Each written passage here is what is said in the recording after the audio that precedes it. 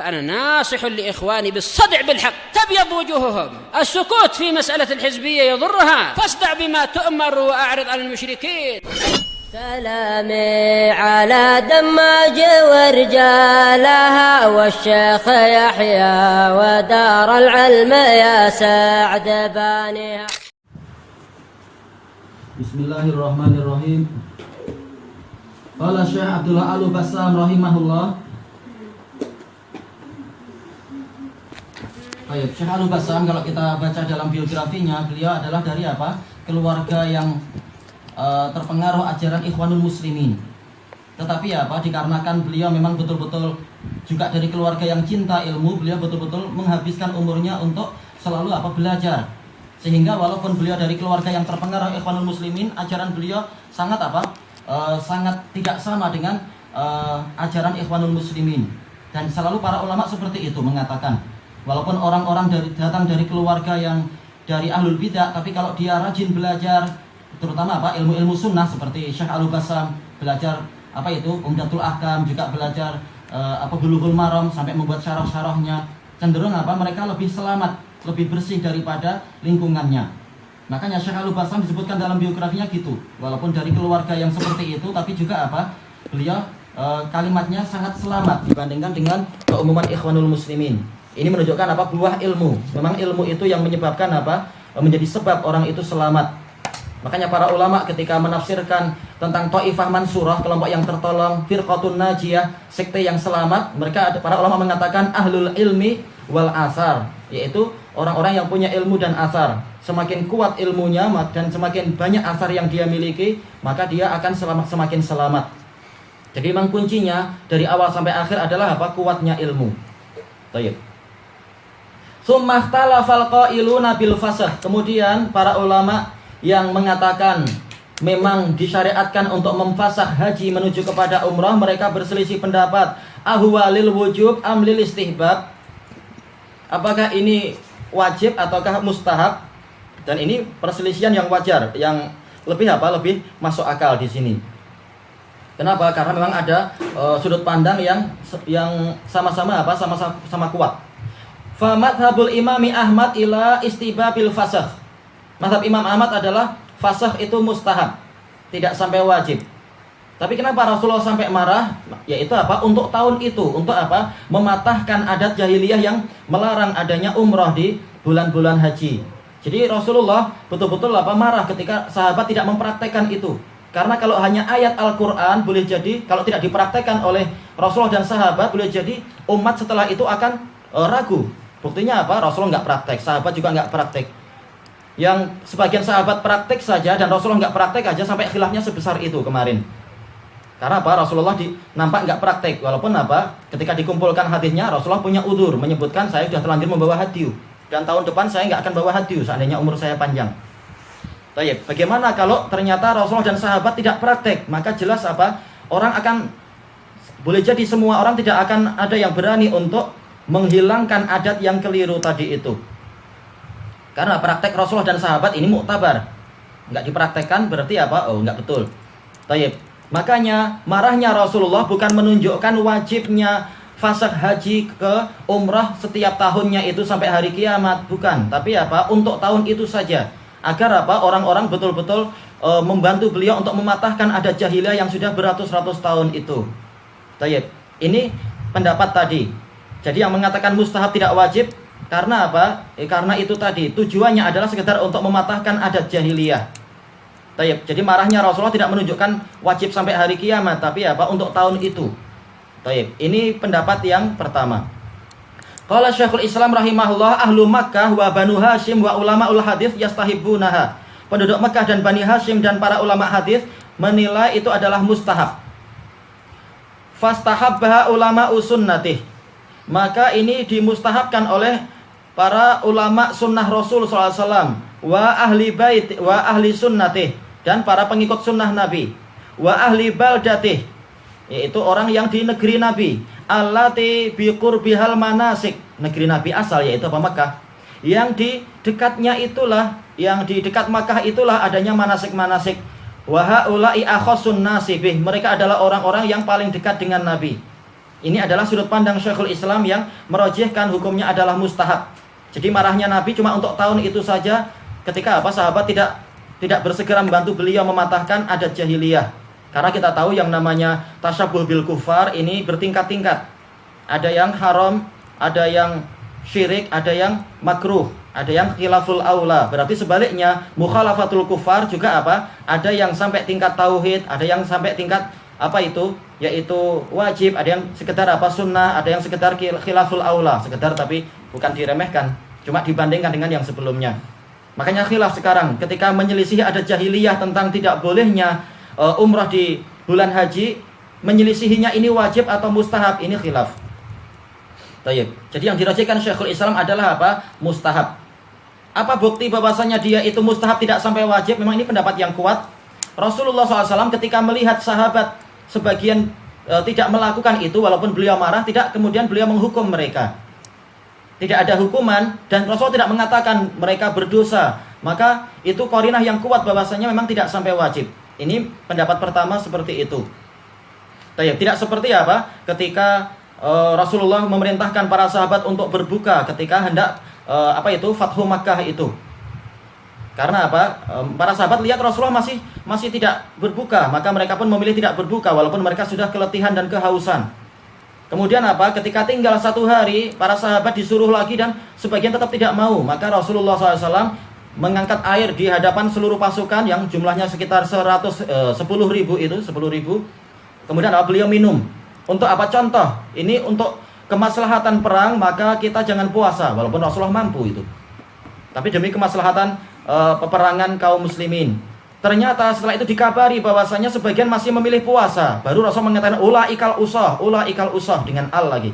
Menunjukkan itu sampai tingkat dosa. Sementara untuk yang case ini, untuk yang kasus tamattu fil haji, walaupun Rasulullah marah, tapi tidak sampai Rasulullah mengatakan mereka berdosa atau mereka dihukum. Makanya ulama yang mengatakan memang fasakh itu syariat, mereka tidak mengatakan, pendapat yang pertama, tidak mengatakan itu sampai wajib, tapi mustahab. Memang ini pendapat yang kuat sekali. Tayyib. Kemudian kita lanjutkan, wala alla qasrul imami Ahmad li ahaditsil amri bil fasakh. Boleh jadi dibatasinya pembatasan yang dilakukan oleh Imam Ahmad dengan hadis-hadis yang memerintahkan untuk fasakh ma'at taghlidhi fi, disertai dengan sikap keras di situ, alal istihbab, yaitu yaitu mustahab, dan mustahabnya maksudnya mustahab yang muakkad, bukan sunnah-sunnah biasa, tapi sunnah yang muakkadah. Tayyib. Hamluhu ala adami mubadarati sahabah ila imtisali amrihi sallallahu alaihi wasallam. Kata beliau, boleh jadi kenapa hukumnya sekedar mustahab? Karena Imam Ahmad memandang para sahabat tidak bersegera menjalankan perintah Nabi sallallahu alaihi wasallam. Kalau itu betul-betul perintah, yaitu asal perintah adalah wajib, niscaya para sahabat segera itu. Tapi tentunya sudut pandang yang disampaikan oleh alam ini, apakah masih kalam Syekhul Islam atau kalam Syekh Bassam sendiri, ini tentunya tidak terlalu kuat. Yaitu tidak bersegeranya sahabat telah disebutkan oleh Ibnul Qayyim, ada beberapa kemungkinan. Bukan karena sahabat memandang ini mustahab.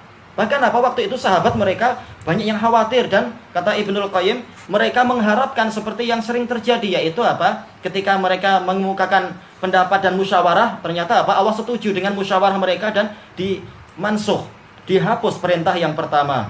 Jadi bukan karena sahabat memandang itu mustahab, bahkan sahabat ingin adanya syariat yang lain.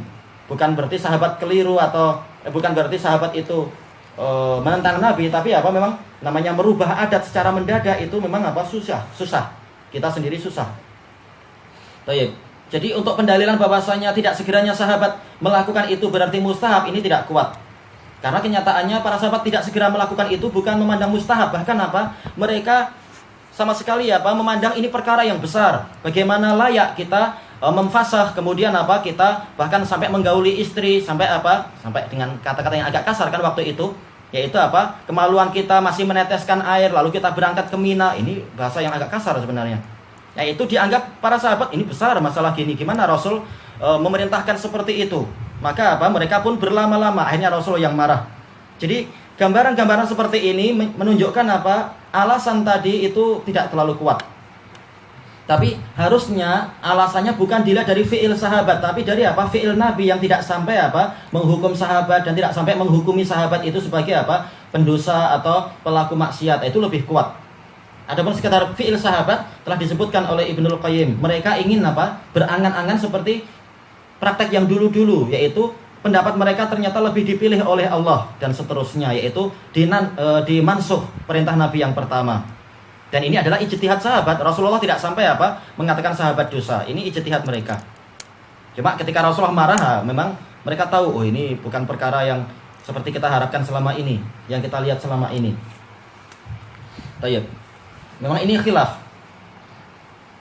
Tayyib, kita ambil sedikit lagi. Wa dhahaba Ibnu Abbas fil mafhumi min kalamih.